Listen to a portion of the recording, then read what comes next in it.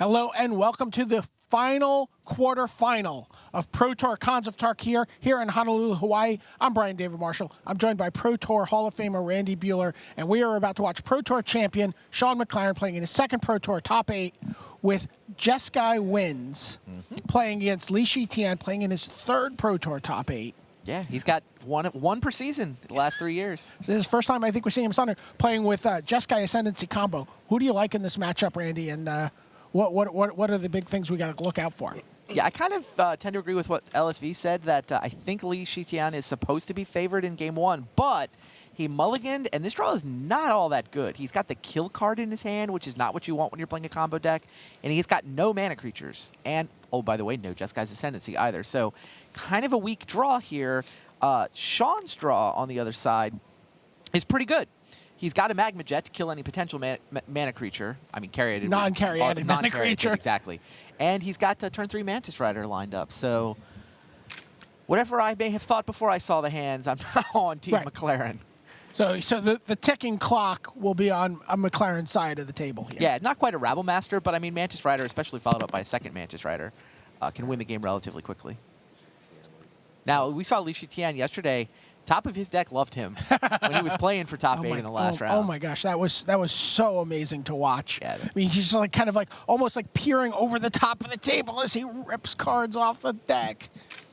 Yeah, so I mean, it's only the last point of life that matters. I mean, the combo deck can go off kind of out of nowhere, and if Lee's able to put together the cards that he needs, there's not a lot that Shaun can do to disrupt him other than killing his mana creatures. Right, Anger of the Gods of sorcery, you can't... Right, once the combo's going off, it probably means it's going to keep going. Now, the combo can fizzle.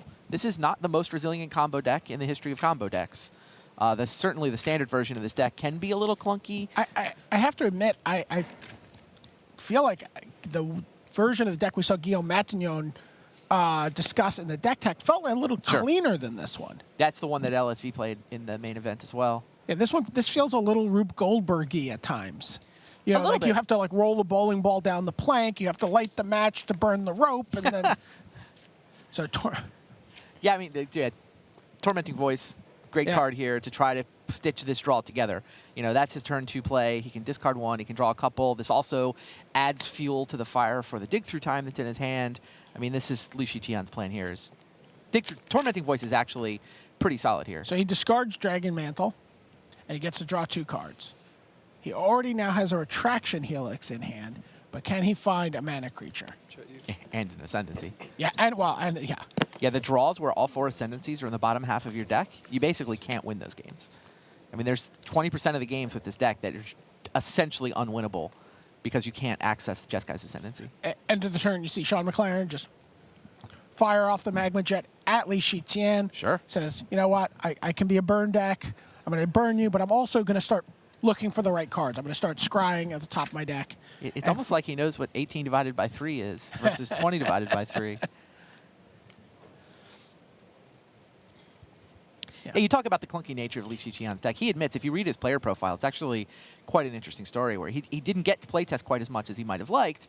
You know, did a lot of sort of theoretical building, you know, and built the deck in his head, which is something you were saying Shaun McLaren does a lot of as well. Shaun McLaren was talking to me about his... You know, all these different players had big teams working. Mantis Rider comes down, bashes in for 3, drops Shi Tian to 14.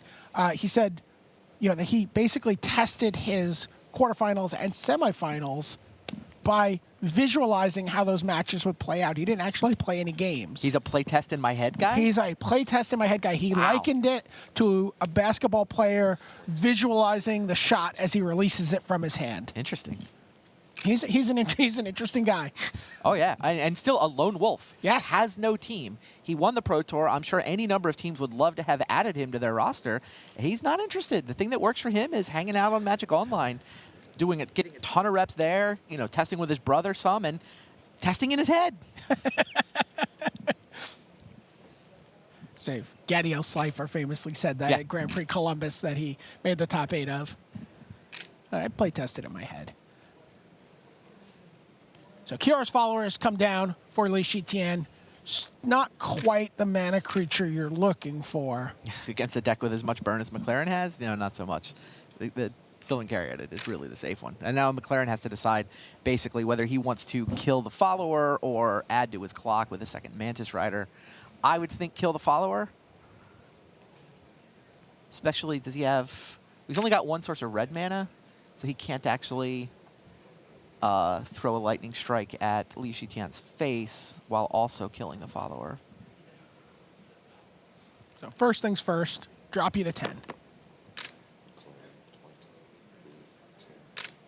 Yeah, this looks like this has looks a lot like a magma jet. Yeah. So kill the Cura's follower. Look at the top 2 cards. It looks like one of those is a Sarkhan.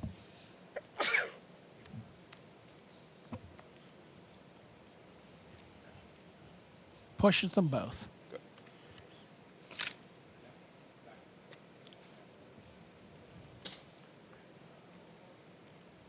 What is Lee thinking about here?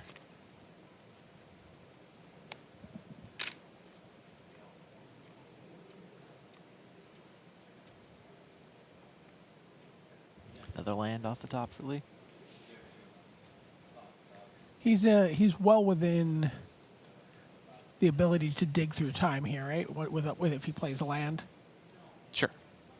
Yeah, it would cost 4. There's 4 cards in his yard. Yeah. He can play a land. He can say go. He can dig end step. He's going to take, what, a hit from the Mantis Rider down to 7.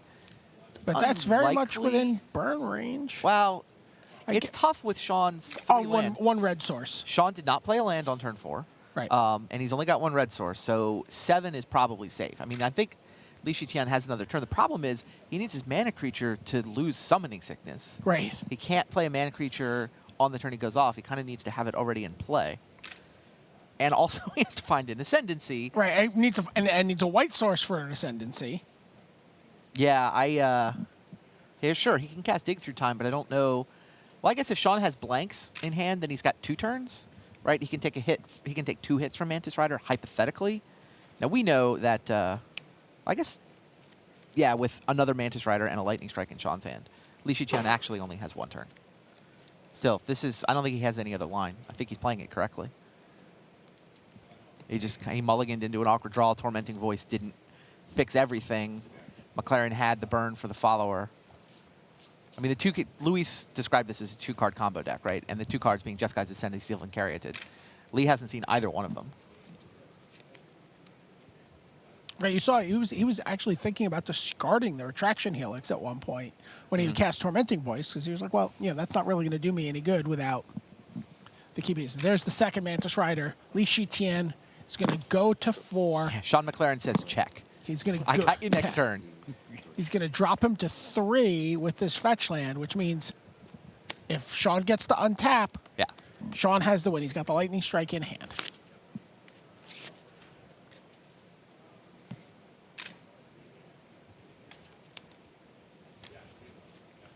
Here comes Dig Through Time. I don't believe it's possible. Does Twin Flame give haste? There's a couple of Caryatids. He takes them both. Yeah, he can hypothetically give haste to a mana creature by Twin Flaming it, but I don't think he's got enough mana to do all of that. No, Yeah. that's going to be it. That game goes to Shaun McLaren. This is the worst game he feels in the set for him. Yeah, no, Shaun McLaren, I know. I ran into him last night, and he said that the single deck he was most afraid of when he was preparing for this Pro Tour was Jeskai's Ascendancy Combo. So he tweaked his main deck numbers for this matchup, and he definitely tweaked his sideboard for this matchup. Yeah. So in fact, both of these players have very significant sideboard plans. I got a chance to talk to both of them. Let's hear what they had to say about how they're going to approach Game 2 of this match. All right, Shaun, tell me what your plan is here. Which of these cards are coming in after Game 1 in the matchup, and what are you taking out to make room for them? Well, definitely the 3 Dissolves. I think that's the key card for this matchup. It's going to be great against both plans. If he wants to bring in the Savage Knuckleblades and the Pelucrinoses, it'll be able to counter those. If he wants to focus on the Jeskai Ascendancy combo, it'll counter that as well. I think he'll bring in the Savage Knuckleblades and the Pelucrinoses, but Dissolve's going to be good against everything. As well, Anger of the Gods wipes out all the mana guys. Erase, that's what they're there for. It's for killing Jeskai Ascendancy. And as well, Phyrexian Revoker, that's what that's there for. It's for naming Sylvan Caryatid specifically to shut it off, since it's hard to kill otherwise. And Negate as well. Just going to play the long game, grind him out, make sure he doesn't combo off, make sure he doesn't resolve a Savage Knuckleblade or Pelucranos that can somehow race me. Going to take out my slower cards like Banishing Light, possibly some Rabble Masters, since they don't really want to tap out for them early and risk dying or letting them resolve a Savage Knuckleblade. All right, well, you told me that you built your sideboard with this deck in mind. We'll see how it goes. Good luck the rest of the way, Shaun. Thanks. All right, Lee, you have a sideboard that lets you go a couple different directions here. Yes. What's the plan going to be for game 2? I think I will transforming the deck to a Timia Argo, a monster style of deck. So it is a 15 sideboard matchup. I will put in every single card in my deck. All of my them? Sideboard. Yeah, I think so. If I brought out all my combo pieces, and yeah, because his Shaun's deck is 2 control, so I think I just brought in all creatures to try to attack and burn him out in the end. And how do you feel the matchup changes for you after game 1? Is it better or worse? Game 1, I think is 6-4 me in favor. Game 2 is like 1-9 or 2-8 for me. I don't think I can combo off in after sideboard. Okay, so which is why you're looking to punch him in the face with the Savage Knuckleblade. Yeah, I try my best. Okay, all right. Good luck, Lee. Thanks a lot. Thank you. So there you have it. 15 cards coming in from the sideboard for Shaun McLaren. Savage Knuckleblades, Pelucranos, Swan Song, Lightning Strike, Arc Lightning. It's pretty awesome. I'm just taking out my combo. I don't care. I hope to strand an Erase in his hand, or some card that's just not going to do anything. Love it. While Shaun McLaren is like, look, he might go that way, he might not go this way. Dissolve's going to be good no matter what. Right. But he probably will have some dead erases for game 2. I think once he sees a Knuckleblade or a Pelucranos, then you get into that fun thing where game 3, where both players shuffle in all 15 sideboard cards and then sort of go through their 75 to take out secret ones. To make sure you get the right ones, though. We saw a sideboarding mishap earlier today. Ari Lox intended to sideboard Dune Blast into his deck and accidentally sideboarded in Mass Calcify instead. Oh, no! Yeah, against the Seeker of the Way Mantis Rider deck. He won anyway. Revealed to the world with a Courser, but he's running pretty good right now. Mass Mortify. Mass Mortify, there you go.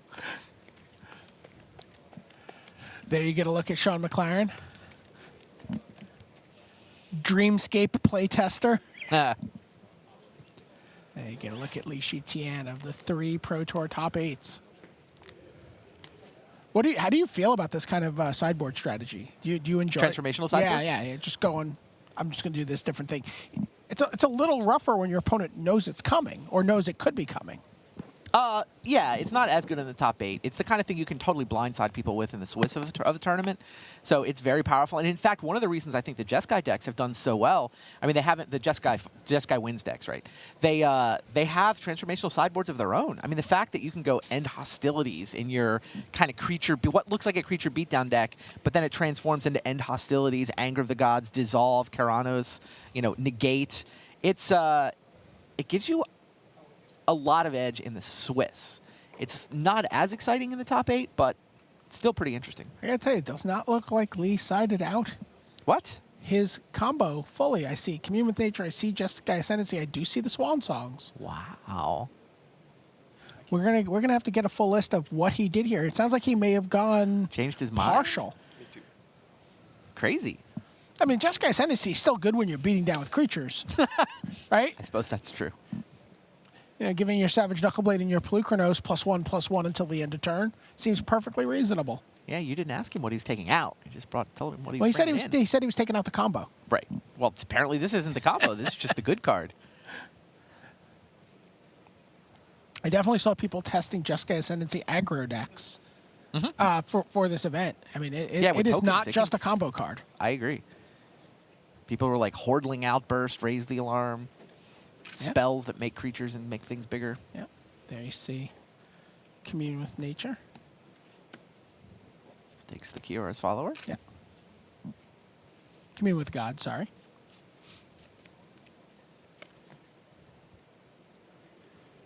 And there we get a look at what his hand is. 2 Swan Songs, the Kiora's follower, the Jeskai Ascendancy, and Pelucranos. What's Shaun working with, though? Stoke the Flames, Mantis Rider, Seeker of the Way, a lot of land. The 1 copy of Seeker of the Way. He's more controlish than most of the Jeskai lists. I mean, that's a number. That's a card that people have different numbers of. But I mean, a lot of people went up to fully 4 Seekers. He's one of the few I saw with less than 4, and he's only got the 1. He's also got the 2 main deck Anger the Gods, so kind of makes sense. And those Anger the Gods are in his main deck for this. Out of matchup. fear of Ascendancy combo. You're absolutely right. He's like, I think that this is going to be a very real deck. I don't want to sleep on it, and I don't want to lose to it. And much like the Stay Puft Marshmallow Man, when you visualize it, he envisioned it, and here it is in his way in the quarterfinals. Much like the Stay Puft Marshmallow Man.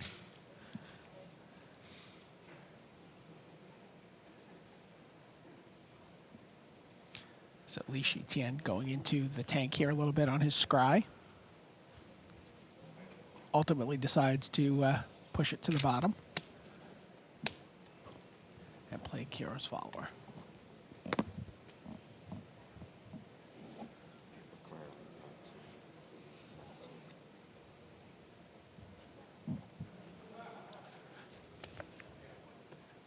Now Shaun McLaren, he's like, what's it going to be? Is there going to be a Pelucranos at the end of this? Is there going to be an Ascendancy? Do I have to, what am I doing here? See, he still doesn't know. He's like, I'll just play a Mantis Rider and attack. 14? Lee decides not to take the trade with the Seeker of the Way.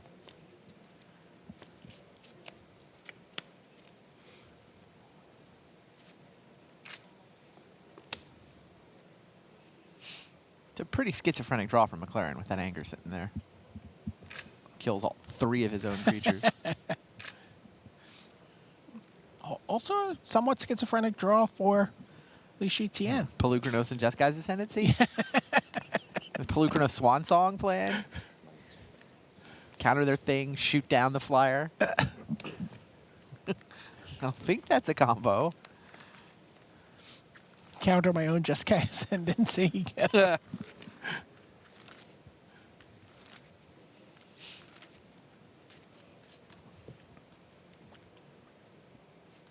Yeah, Swan Song's pretty good at defending a combo. It seems less good if he's on the Savage Knuckleblade Pelucranos plan.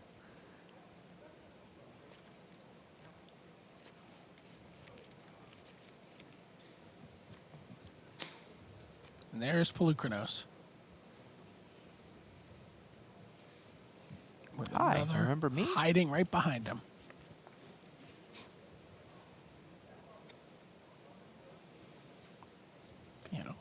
Almost vigilant Pelucranos with Kiora's follower to one tap. Kiora's follower, yeah.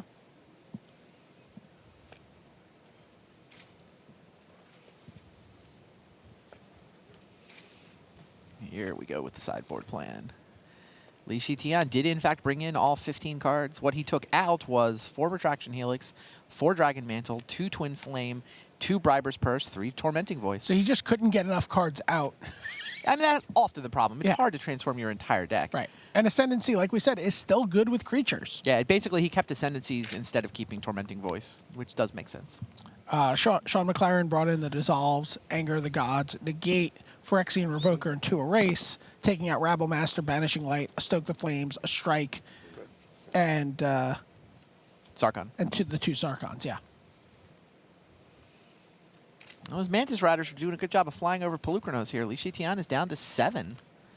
Mantis Riders are threatening Mantis to drop Riders him to 1 next turn. It's such a beating. It's just such a weird card in that it seems innocent enough until you actually play against it. It does. It's only a 3/3. Can't hit that hard, It's right? not Lightning Angel. Dies to Lightning Strike. Yeah.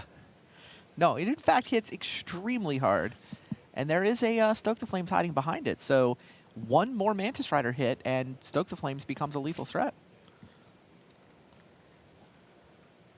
Shi Tian has Swan Song. In theory, I guess he can counter Stoke the Flames, but then he's just facing 3 flyers on the next turn. Like Pelucranos, it's not like a Green Devotion list where Pelucranos can mow everybody down. Right.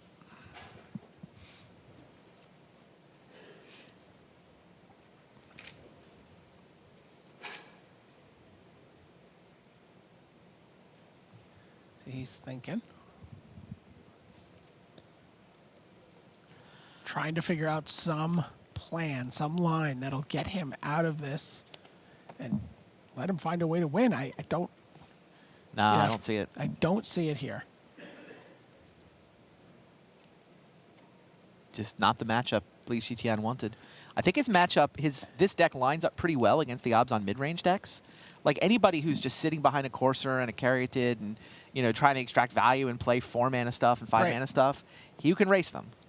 I mean, the Ascendancy Combo wins way faster than any of the mid-range decks, but the aggressive draw from Jeskai, you have to draw everything. He didn't draw well in game 1, and his transformation didn't work out great in game 2. And and again, worth noting, Shaun McLaren just said, "I'm not going to lose to this deck." Yes. Right. He made a decision. He's like, what adjustments do I need to make? When you look at his numbers and they look different than some of the other Jeskai Wins decks, it's because he said, I am not going to lose to Jeskai Ascendancy. It's a deck I am nervous about. So speaking of Jeskai Ascendancy, Shi Tian has just played it. Doesn't give his creatures flying, though. Boy, that would be really good. They couldn't fit another line of text on there. Yeah. We could replace untap with flying, maybe. Might change things a little.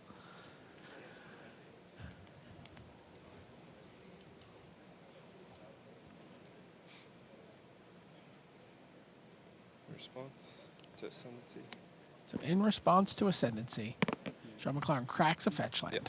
So he's got to be a little nervous about the combo here, right? Shi Tian is representing the combo.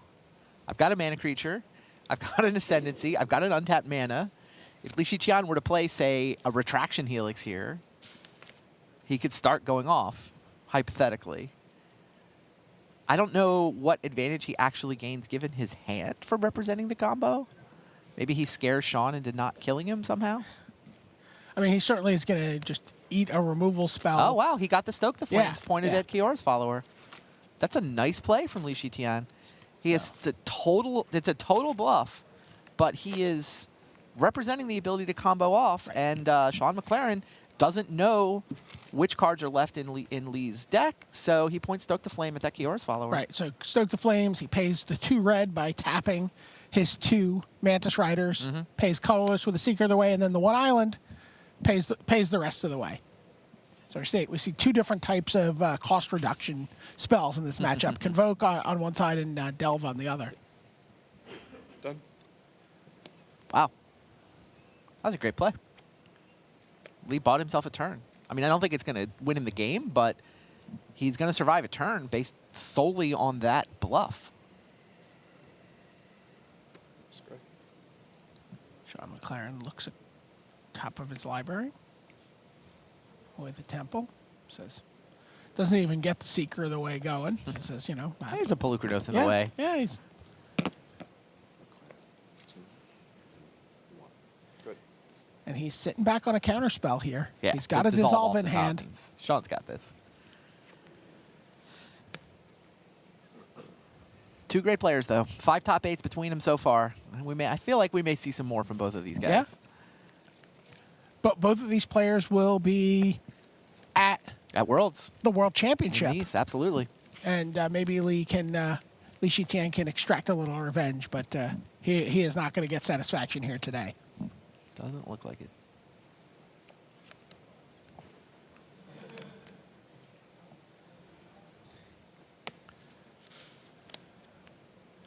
Passes the turn. He's at 1. Go to my attack step. Extend the hand. Shaun McLaren, step 1 Yes, in sir. getting 2 Pro Tour titles is completed. Yeah. Number 8 ranked player in the world looking to move up.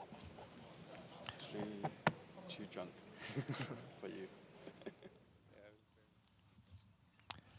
Hey everybody, Brian Dave Marshall here with Randy Buehler. We just watched Shaun McLaren take down his quarterfinal. That's the end of the quarterfinals. Quick morning. What? Yeah, very very quick. What do you think? Who's the big winner of our four winners? What does this mean? Like, we had said if Shi Tian had won that, it almost looked like Yeah, he his gets path Obzon to the the rest of the way, finals right? was just cleared. Now, he would have run into Sigrist with the Obzon aggro deck. Right. Like, I think that Shi Tian was really favored against the Obzon mid-range decks, but Sigrist would have been a tough semifinal opponent for him now. Instead, we get Sigrist versus McLaren, which I like Sigrist here. I think McLaren is pretty ready for that.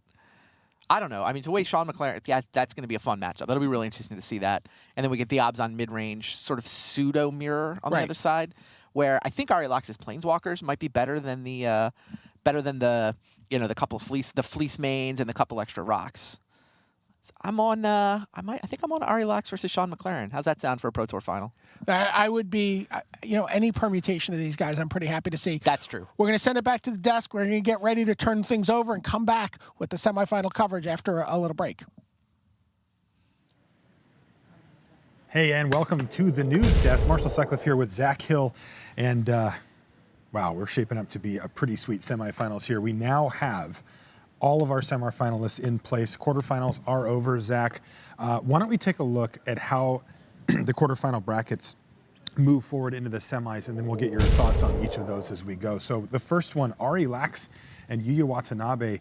Ari, with his mid-range Obzon deck, gets by Yuya and the Jeskai Wins deck. Yeah, and a lot of what we thought would happen was exactly what would happen. He was able to capitalize on the play and capitalize on his big threats, especially those Siege Rhinos, really take over the game. I mean, Ari, I think, really a phenomenal list, a bigger list of Obzon mid-range than almost anything else we've seen. He did go big.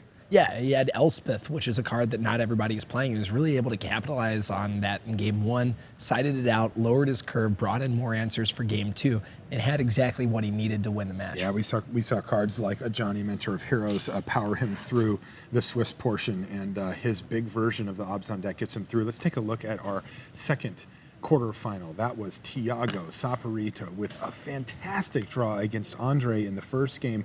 You and I were in the booth for that, followed by an equally fantastic draw from Andre in the second game to even things up. But at the end of the day, Tiago had more threats than Andre had answers in the third game and was able to get by. Yeah, it was all about the Rhinos and the Wingmate Rocks. Andre has 4 copies of Hushwing Griff in the main deck to try and deal with that, but he didn't see one the entire match. No, never even had one in his hand. Yeah, and so when you don't draw the thing that you're using to try and beat that from your opponent, it's going to take over the game. That's right. Exactly what happened. We also happened to see Tiago draw a lot of Siege Rhinos and Wingmate Rocks in that match. Moving up the list here, we had next was Mike Sigrist and Ivan Floch.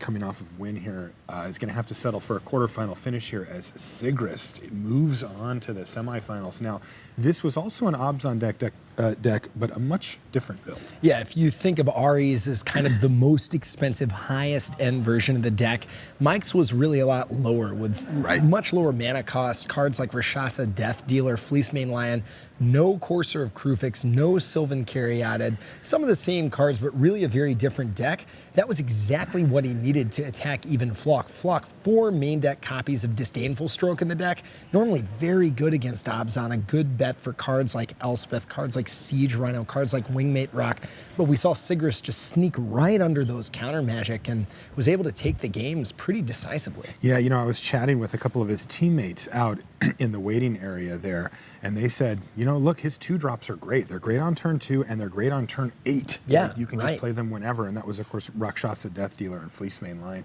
Getting the job done for Sigrist, who is going to face Shaun McLaren. He gets by Shi Tian. Now, this matchup was interesting as well. We had Shaun McLaren with the Jeskai Wins deck playing against Shi Tian on the Jeskai Ascendancy Combo list.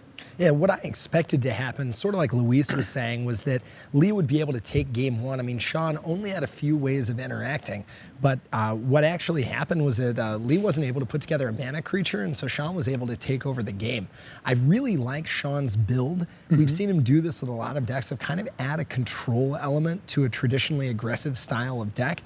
In particular, Dig Through Time is something he has access to. And I don't think it's accidental that, he's the Jeskai Wins deck to be able to advance to the semifinals. He didn't have to overcome Abzan. He was able to beat the combo deck. Now we're going to see what his matchup is like against Sigris, who had, one of the best performances on day one and ultimately in the Swiss. So what stands out to you the most about what we have now in our semifinal matchups? We've got Jeskai Wins, we've got Abzan aggro, we've got Abzan mid-range, and what's our last one?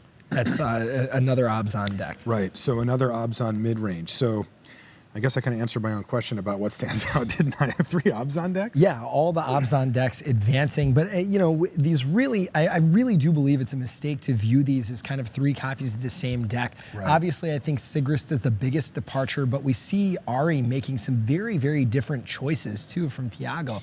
So I think what we're gonna have to find out is what strengths and weaknesses do each of these builds bring to the table? And will the enhanced card advantage of McLaren's build of this deck be able to sustain him where the other Jeskai Wins decks fell to Abzan? That's going to be the interesting stuff. But before we get to the semifinals, we have a bit of a treat for you here. You may or may not know, but this is actually the week where we inducted this year's Hall of Fame members into the Pro Tour Hall of Fame. This is a really exciting time for people that love following Magic because we get to honor some of the game's best. And that happened at a dinner and induction ceremony that took place this Wednesday. And we've got a video for you right now so that you can experience it just like the people that were there.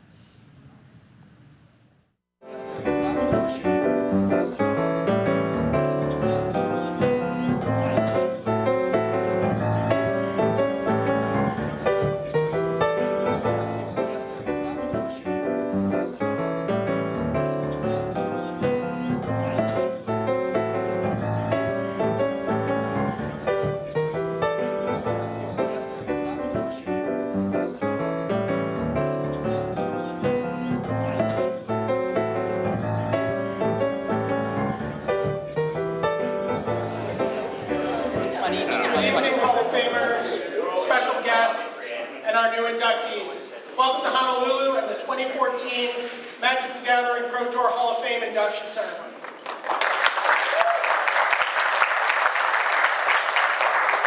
First time we're doing anything like this, I'm really excited about it. I'm Pro Tour historian Brian David Marshall, and I'll be your MC this evening. It's really great to see so many other Hall of Famers here, came out today, took time out of their schedules. We have people in this room spanning 10 years of Hall of Fame classes, from the first class with Alan Comer and John Finkel to last year's class.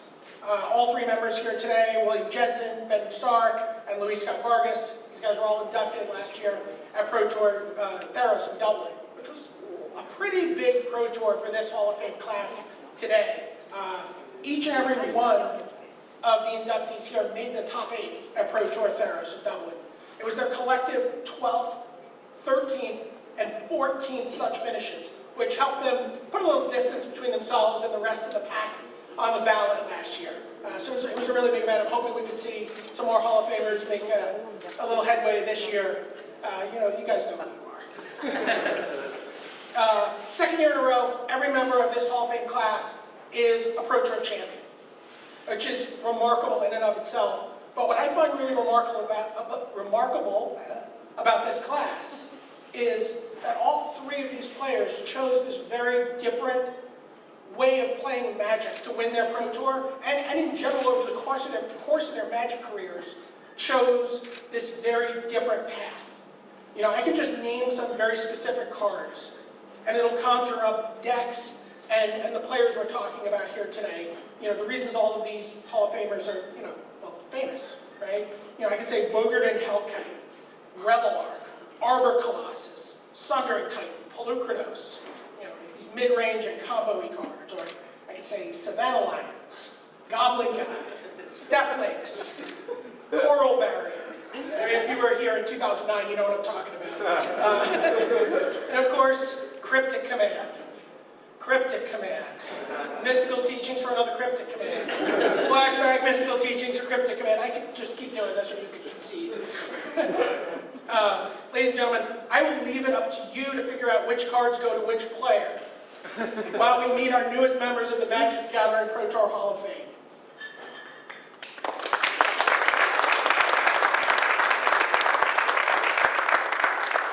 France's Guillaume Wafo-Tapa played in a handful of Pro Tours at the start of his career before making a name for himself when a deck he helped design took down a Pro Tour title. Guillaume Wafo-Tapa first came to prominence as the designer of Pierre Canali's Pro Tour winning deck at Pro Tour Columbus 2005. And after that he also established himself as one of the best deck designers in the world, especially when it comes to control decks. Just 2 seasons later, he would post a 12th place finish at Pro Tour Honolulu and become a regular on the tour. This was after the era of the draw-go control deck had really kind of passed, and I think a lot of people didn't think that you could build a deck like that. But Wafo took a list, I think he got like 10th place at a Pro Tour with it, of just super classic blue-red control, just a million counter spells, electrolyzes, removal, and just Moloku and Kiga to end the game. 5 Pro Tour top 8s would ensue, almost always with Wafo-Tapa playing in an inexorable control deck of his own fiendish design. Control players around the world are looking and say, oh, what is he going to play in this tournament? If I was Wafo-Tapa, what would I play? Yeah. He won Pro Tour Yokohama playing a deck built around mystical teachings. I always find it interesting when a particular player and a particular card just get sort of connected to each other. Because when we make cards, I mean, we're just making cool things, we think we'll do neat things, and it's fun to watch someone sort of take ownership of it. You know, and mystical teaching, like Wafo-Tapa, really, like, they're associated with one another. He soon established himself as the person everyone turned to in order to learn about playing control. I call Guillaume the patron saint of control, and let's be honest, be a fan for a minute, Rich. He's my hero. He plays blue better than anyone ever. And blue's the best color in Magic, which everyone knows, right? While he is often the last match playing in a room, that is due to the path he has chosen and not the precision with which he navigates. One of the Pro Tours in the Time Spiral block where he got hit with an extirpate, which is a split-second spell, and he just, the spell was cast, and he just threw his hand down on the table. It was, normally he is, you know, so cerebral and taking his time and everything, but he just knew, I can't do anything here. It's a split-second spell, I can do nothing. And it just showed like a level of understanding how all of the cards are going to work and where he should be putting his energy. You take that and you play it out over a career, and it's just been fantastic for him. He is quiet and reserved, both in the game and away from the table. What is always so striking about Guillaume is how much he talks. We were having lunch in the break during the top 8 in Pro Tour Feroz in Dublin. I just like say, Guillaume, you look so excited. And he would just respond with his, just like that. That was his comment. Wafo-Tapa is a man of few words. He chooses them as carefully as he chooses each card for his deck. You may think Guillaume is best known for playing control decks, but I was thinking of him as the guy who really loves foils. After he won Pro Tour Yokohama, he went straight over to the dealer booth right after he got his trophy and bought more cards to foil out his decks. That shows true dedication.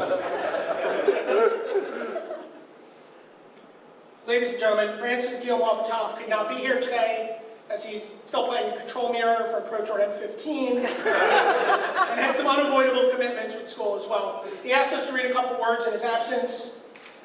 1996. It's the year I started playing Magic. Since then, I've spent so much time playing it, talking about it, or simply thinking about it. Being inducted into the Hall of Fame is an honor that is somewhat intimidating because it's filled with names that I've looked up to since my teenage years. That being said, I will try my best, and I would like to thank all the players that helped me get there, and without whom this would not have been possible. We accept this ring on Guillaume's behalf.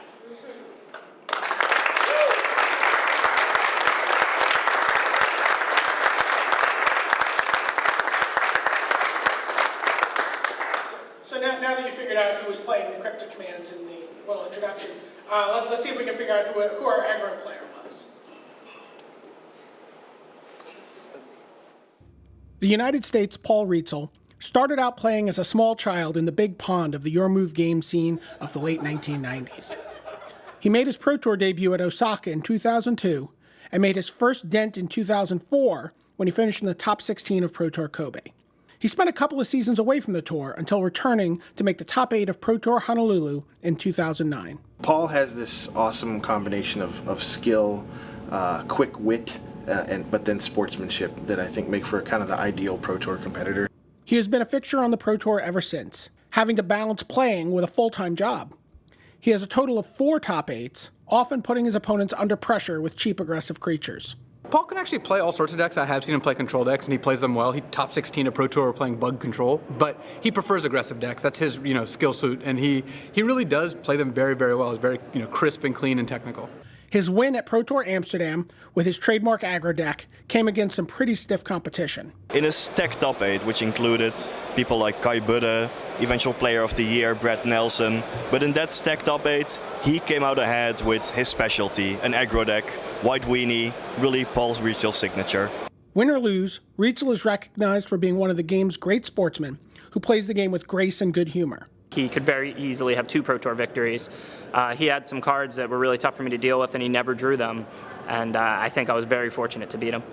Nothing illustrates Rietzel's passion for the game better than playing in the top 8 of Pro Tour Paris while competing down the stretch of a Grand Prix at the same time. We were running at the same time a Pro Tour and a GP, and Paul was just like in the top 8 of the Pro Tour. He was still playing the GP, and he was going back and forth between the top 8 and the Pro Tour.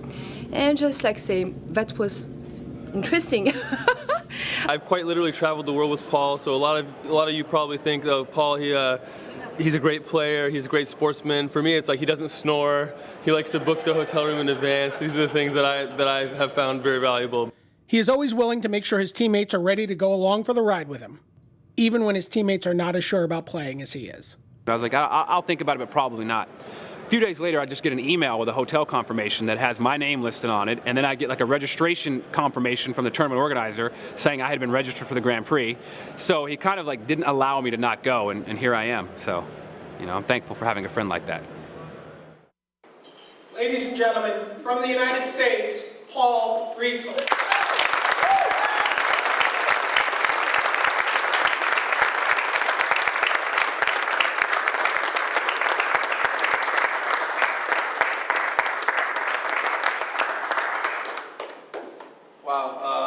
Thank you.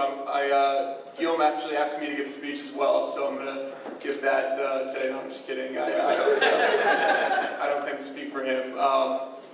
This is obviously quite an honor, and I really appreciate everyone being here today. My family, my mom and my dad are here, my girlfriend Kat, obviously Dave, and Matt and Jamie were able to come as well. And I'm so thankful that that this honor has been bestowed upon me, and I just want to talk a little about my grandfather, my Opa, who passed away this year, who really instilled in me my love for games and the way that I approach having fun. We used to play like Settlers of Catan or Hearts or various card games. His favorite game was Scott, and I never developed an affinity for it, but he was always, he was never the guy who said, you know what, I'm going to bed. You know what I mean? The games are over tonight. This is done. He put you to bed. He was the one who said, I'm playing you under the table tonight. And he taught me a lot about how to treat every moment like it's your last, and I've always kind of approached the game that way and approached Magic that way, and I have no regrets and wouldn't trade kind of anything in. So I hope that I made him proud. I hope that he's happy wherever he is now, and I want to obviously thank everybody again for coming, and I appreciate it. Thank you.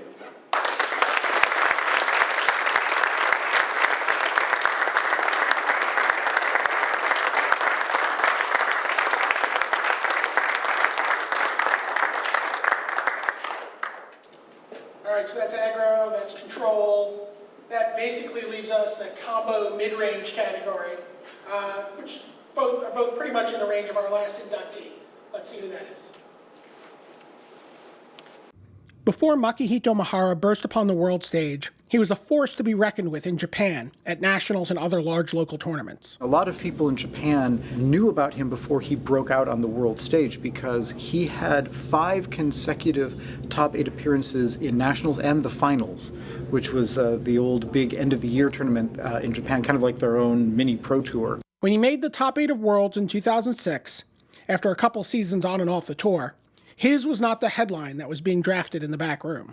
And then we're watching the game, and I'm like, I think someone didn't tell Mahara that Gabe's supposed to win, you know, and like it was really interesting watching. Like he just never gave up. Like you would watch matchups where like he can't win this. Nope, he wins it. Mahara has remained a force at the highest level of the game ever since. Mahara used that as a springboard onto the world stage, and his world championship was just the beginning. Truly one of the all-time greats.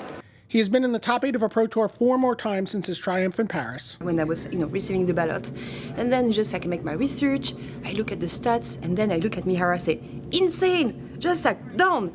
It took me probably about 2 seconds. He also led the Japanese national team to victory at the World Championships in 2011. And to have won both Worlds and the World Team Championship, and that puts him on a very short list that includes people like John Finkel. You have to be not only a great individual player, but also a great teacher. Mahara can always be counted on to have an exciting deck that is uniquely his own. The thing that I will always remember Makahito Mihara for is his 64-card Scapeshift deck. That was a deck where he realized he needed 7 mountains to combo out with the card Scapeshift, but he still needed enough islands in the deck to cast stuff like Cryptic Command. And he figured out that the only way to squeeze all of that into the deck was to just play more than 60 cards. So he knows when it is correct to go against conventional wisdom. He is a champion of combo and mid-range decks that often feature large creatures and powerful game-breaking spells. When you hear about Mihara casting a turn 2 triple summoning trap into Kikijiki, Restoration Angel, Eternal Witness in the modern Pro Tour, you're like, what is Mihara playing? What's he doing? And it's always awesome to find out. Mahara's ability to build rogue decks and succeed with them is even more impressive when you consider that he balances that against a full-time job and a family. Things that are often thought of as exclusive from a Magic career. He works for Japanese company and only plays some kind of premier event, Pro Tour and GPs. But he makes really good things, PT top 8s and GPs, so nice. 三原さんはマジックがとても強いんですけど、それだけじゃなくて仕事もちゃんとやってますし、奥さんもいらっしゃるんですよね。そんな中で結果をしっかり残し続けるっていうのは僕も今社会人になってこれから目標にしていきたいなと思ってます。Ladies and gentlemen, from Japan, Makahito Mihara.「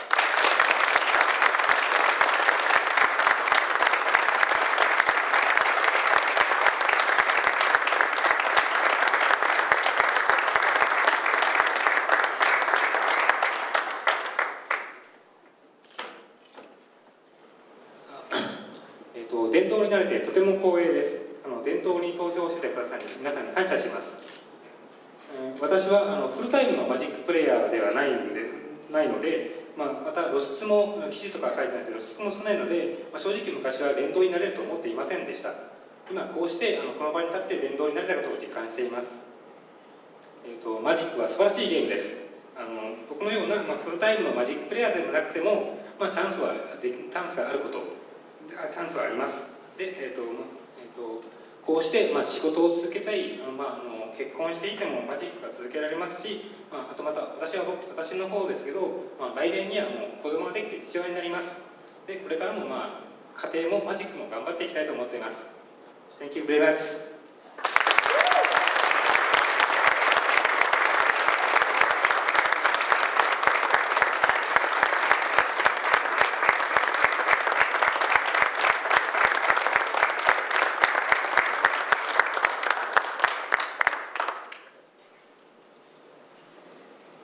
This really is my favorite part of everything I get to do with Magic the Gathering.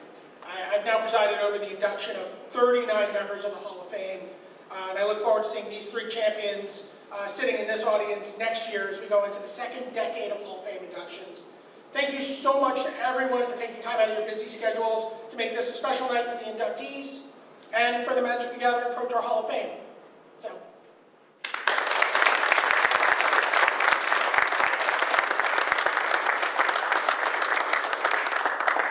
Dinner's going to be served in a couple minutes. Your featured draft table is table 4. If the reporters at table 2 could get their clipboards, and the report over there, we'll get everything started in a few minutes. Thanks.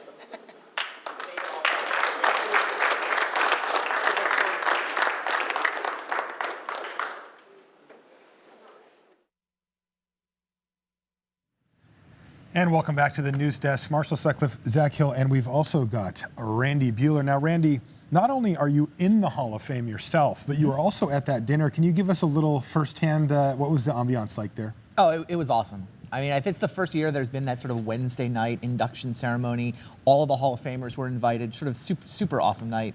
It felt great. I mean, everybody's just kind of in town for the Pro Tour, but you get this chance to sort of hang out and reflect. It was just It looked great time. awesome. I was so jealous. People were posting pictures. Here's my table. And I'm like, it's just like awesome. Everybody's just yeah, like, I had these Finkel great- passing to me, and the Seif was passing to him. Did you guys food draft? We did No not food draft. All right, so back to business here though. This Pro Tour is not over yet, and we've got 2 semifinal matches coming up for you in the next few minutes here. But before, we want to kind of set that up for you. So what I've done is, both of the players that are playing are on an Obzon mid-range type deck list, and we're going to be taking a look at that list. The first one is Ari Lax. And Zach, I've put you in his seat. I've said, you're Ari, and you're going to have to explain to us what the deck list looks like. Let's take a look at Ari first, though, just to get a feel for who Ari is as a player, 24 years old, as you can see, still a young man, but with 147 lifetime pro points and adding a lot to that here. He's got quite a little career under his belt. Zach, talk to us a little bit about his version of the Obzon mid-range deck. Yeah, so his version, again, as we've been kind of calling it, is the high end of the mid-range deck. It plays more expensive spells. It plays, more controlling cards. I think what's important about this matchup is going to be the Elspeth, Suns champion, a card that was dominant last year, continues its dominance this year going into this top 8. And a Johnny, Mentor of Heroes, a card that everyone kind of knew in the abstract was powerful, but didn't really find a home. He also has a little bit more mana acceleration than we've seen from some of the other decks, with 2 Elvish Mystic to support his Sylvan Caryatids. That helps him get to those more expensive spells sooner. The final thing I'll just mention is this 4 copies of Thoughtseize. Not everybody's playing 4 of those. Not everybody's playing them in the main deck. And Utter End, which is an important answer to a card that really had its breakout weekend this weekend in Perilous Vault. One of the few answers in the format to that card. Interesting. So this list, though, I think in your mind, what I've gotten from you is that you feel like this is the big version. This is the one that can go over the top. Right, exactly. I mean, and Elspeth, Wingmate Rock are 2 examples of that. Now, another deck in the top 8, Tiago's list, has actually 4 copies of Rock that does a nice job of getting around Elspeth specifically. So even though Elspeth's more expensive, doesn't necessarily match up well against that card. We'll talk about how that matchup works. Yeah. I mean, part of it is I think that Ari has to Thoughtseize away. Well, I meant Wingmate Rock versus Elspeth. Oh, Wingmate you just Rock said, well, versus it's just Elspeth. good against it, but tell us why. Right. So one of Elspeth's, the way that Elspeth clears the board is it destroys all the creatures with 4 power or greater. Now, Wingmate Rock has 3 power. Gets nicely in under that. Gets nicely in under that. And you might say, okay, well, Elspeth also makes tokens, but Wingmate Rock has flying too, so can attack over those. So the key is going to be for Ari to be able to use his discard to neutralize those rocks and use Elspeth to take care of everything else. All right, now let's take a look at his competitor in the first semifinal. This is Tiago Saporito from Brazil. 21 years old, not as much experience as Ari at the high levels. This is his first Pro Tour top 8, along with Ari Lax, I might add. And this is his 4th Pro Tour played as well. So, a relatively inexperienced player here in Tiago, but he's looked pretty calm in the feature match area. And he's taking a little bit of a different look at the Obzon mid-range deck, Randy. Yeah, a little bit different. I think Zach's characterization of Ari as the sort of bigger deck is fair. 4 Fleece Mane Lions are the biggest difference Tiago has. He's also got an Anafenza. So, he can go 2-drop Fleece Mane into Anafenza at 3 in theory. Just sort of a better curve of creatures, a more aggressive curve of creatures. He's also, now what he loses in order to do that is he's only got the 1 main deck Thoughtseize, and he doesn't have nearly as many Planeswalkers as Ari has. Now, what he does have, though, and this is where I think this, slow versus fast might break down a little bit, is he's the one with the 4 Wingmate Rocks. And I think Wingmate Rock lines up really well, especially against Planeswalkers. So those Wingmate Rocks may give him sort of trump versus the extra Planeswalkers from Ari's deck, if they manage to survive all those Thoughtseizes anyway. Yeah, I see a couple of interesting differences between the lists as well. One of them I see in the main here for Tiago is 1 Whip of Erebos, which is a particularly powerful card that he has access to that Ari doesn't. Talk to us a little bit about Whip, Zach. I mean, definitely if you're Ari, I think you're terrified of Whip of Erebos. Whip getting back Rock, Whip getting back Siege Rhino. Yeah, incredibly powerful plays. Now, a lot of Ari's removal, Abzan Charm and Utter End, actually exiles creatures. So that might be able to neutralize the effect of the Whip, but the lifelink matters too. I mean, if you're in any sort of race situation, Sorin plus Whip is a lot of, you can gain a lot of life in very big chunks. So, I mean, it's definitely a card that I think is going to matter. On the other end, cards like Drown in Sorrow from Tiago's side are going to be almost blank in this matchup. It's only a one of, but I think you're right that Ari's removal setup is better. The fact that the Utter End can take out the Whip itself is also kind of nice. So. Yeah. Now, what about Mana Acceleration? We see Sylvan Caryatids on both sides, but I see that that Ari Lax has 2 Elvish Mystics in his list and 0 for Tiago. Is that the kind of thing where if we do see a Mystic from Ari, it's going to change the way the whole game plays out, or are those not as consequential in this matchup, Randy? Turn 1 Mystic is great. I mean, if you see a Mystic from Ari on turn 1, that's really good for him. That's absolutely good for him.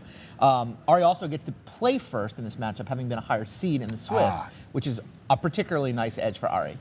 Okay, now... If he plays first and gets a Mystic, yeah, he's probably winning. He's way ahead, yeah. Now, what about card advantage? What about grindy? We're talking about Wingmate Rock as a way to generate card advantage. What else is there? Yeah, I mean, Abzan Charm we talked about is a removal spell. Ari's got 4 copies of it. It allows him to pay 2 life and draw 2 cards. Yeah, Tiago's got 3. Right. So, it's a difference of margins. I think, Ari's going to be able to pressure Abzan Charm with his Thought Seizes a little bit more. I just think that card's really important in this matchup because it can kill everything. It can draw cards, which is important not only to gain card advantage, but to actually just make sure you have the lands to cast all your spells, and then the ability to grow your creatures in combat. In a mirror match, where a lot of your creatures are the same thing, that means 1+1/+1 counter can make all the difference. Right. So, you've got to make sure not to get in a combat where you're like, okay, I'm going to block a bunch of times and trade, only to get blown out by an Abzan Charm. Yeah, I mean, we're talking a lot about the way the cards match up, but I actually think the players are really important here too. I mean, especially when you've got a mirror match and you're playing with a lot of the same cards, when they're grindy mid-range cards, there's a real opportunity here for one player to just outplay the other guy. Yes. I don't think that this matchup is going to come down to like, he had the Mystic into the Courser or whatever. I think this is going to come down to who was able to jockey for position.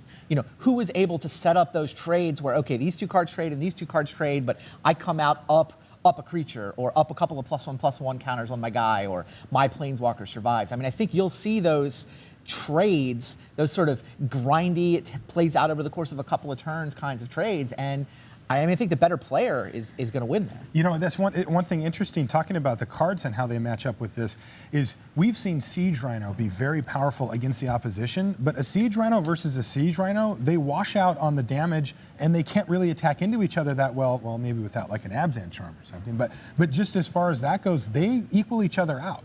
We've seen them be huge swings in the direction of the player playing the Siege Rhino every single time, and here, as long as they're met Rhino for Rhino, they're not really doing much. Yeah, it's hard to get ahead without a card like Abzan Charm to put it over the top. Or a Johnny. Or a Johnny, yeah, that's an excellent point too. Those counters from a Johnny can Ari's got 2. Yeah, Ari has an extra Abzan Charm and 2 Johnnies.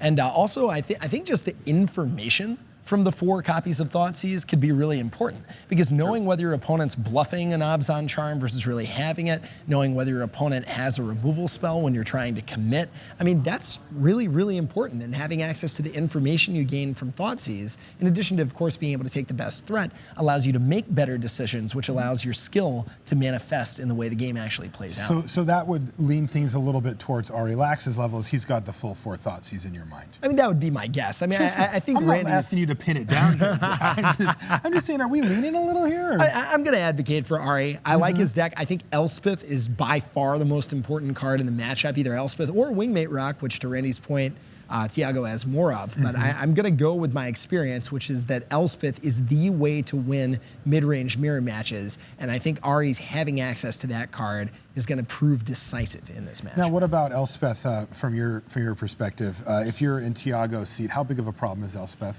It's not good news when Elspeth comes down. Right. I don't think it's as bad as it was a year ago. I mean, I think the existence of Wingmate Rocks, like we've been talking about, and the fact that he's got 4 copies of Hero's Downfall. I mean, you can answer an Elspeth, and the 1/1 tokens aren't what's going to decide a game like this. There's too many, Coursers and Caryatids and stuff lying around for the game to come down to that. So, sure, Ari's Elspeths are good, and that's really, it's almost like the Elspeths versus the versus the Lions attacking, like the Fleece Mane Lions. That's really the most obvious place you can see the difference in tempo that these two decks want to play at. Now, what about Fleece Mane Lion here? I mean, this is clearly something that these two players valued much differently, as Tiago went for the full 4 and there's 0 for Arilax.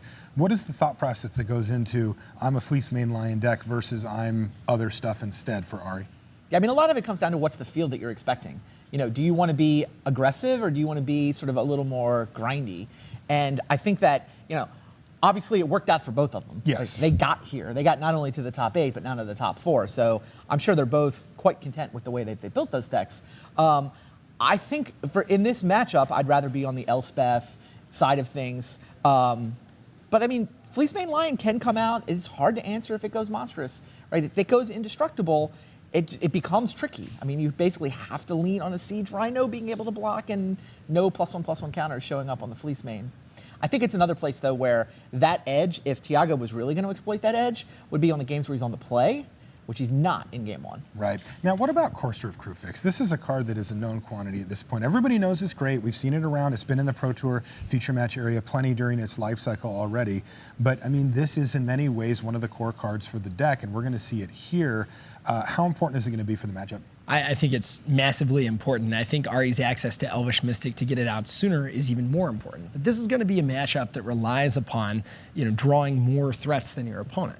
Obviously, if you have access to Courser, that means that you're going to be drawing far more threats because the lands that you would draw are you're just going to get to put onto the battlefield and get to your threats sooner. I mean, the thing is, both players have access to the same number of Coursers, you know, roughly the same amount of removal spells. And you don't want to burn a removal spell on a Courser if you don't have to.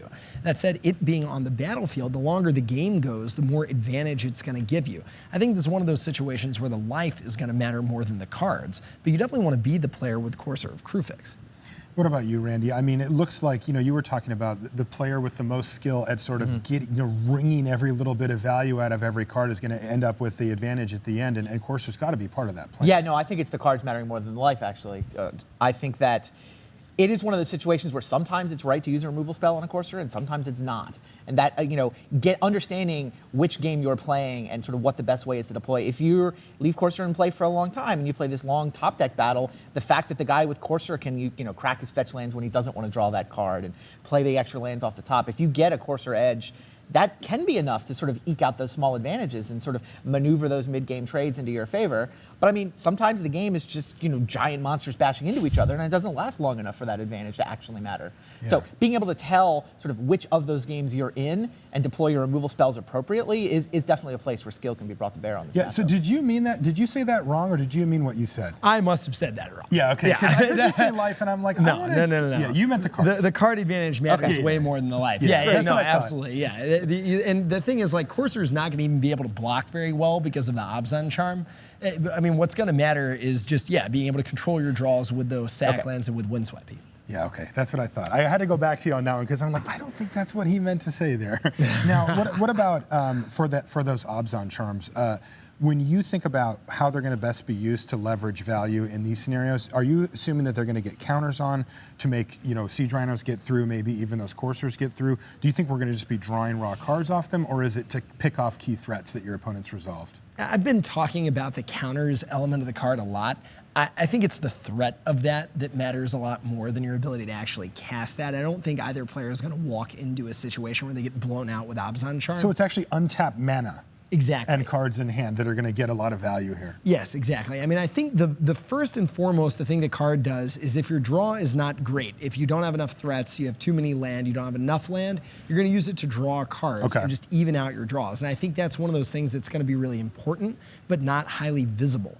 I think the removal spell aspect, though, is incredibly important, and I think it's more important for Ari because he has to lean more on his planeswalkers, which he then needs to protect. So I think that, I mean, it's definitely one of the most important cards in the matchup. I can see it being useful for a variety of reasons. So much of that just depends on exactly what's going on a board state at a given point in time. Okay, Randy, thoughts on that? Well, I mean, Abzan Shard being one of the key removal spells is part of the reason why I like 4 Wingmate Rocks better than 2. I mean, Ringmate Rock, you probably are going to be able to trigger the raid. You probably are getting 2 different 3-power flyers. Okay, Abzan Charm can take down half of it. You know, Hero's Downfall can take down half of it.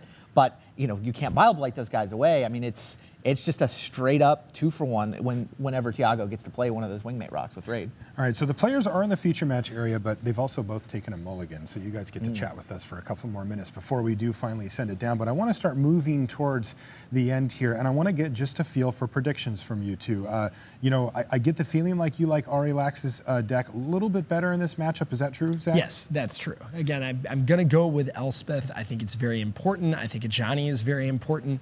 And really, I just think it's vital not to forget about, because it's a boring conversation to have when we're talking about just how good Thoughtseize is, because we want to talk about all these threats that matter and all these different scenarios that can happen on the board. Yeah. Thoughtseize just means that's not going to happen in the first place. You're not going to have the card. And if you've played much Standard any recently, you're pretty used to this whole Thoughtseize thing by now too. Right, but Thoughtseize is been declared one of the best spells in Standard for a reason. I think it's going to have a just absolutely vital impact on this match.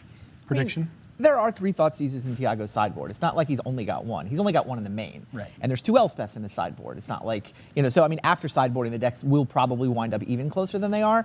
And I like the rocks in Tiago's deck, the Wingmate rocks, that's extra 2, but I'm not a huge fan. I don't think Fleecemane Lion is where you want to be in this matchup. So I do like Ari a little bit better, especially given that he gets to be on the play. Yeah, I'm going to be looking for the go over the top plays, because the way I see this match playing out is so many similar cards in the 2, 3, and 4 mana slots that kind of just equal each other out.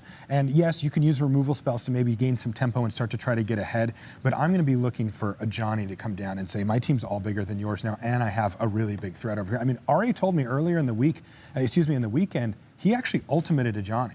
Like he was at 111 life. He's like, yeah, that bought me enough turns to find what I needed, And he's clearly willing to use the tools however he needs to get the job done.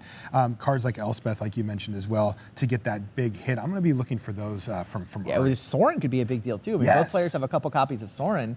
That's a Planeswalker that can definitely swing this matchup. Certainly, if you get in any kind of race scenario, that lifelink ability is insane, and just the ability to throw out 2/2 flyers, sometimes that matters. I got to throw in one more. While we're talking about Planeswalkers, Ari not only has 3 Planeswalkers in his main deck, he's got a Liliana Vess in his sideboard too. Yes, and I heard him talk about that, and it was so funny because he's like, it's basically a game ender because he loves it. He said you go get Rhino.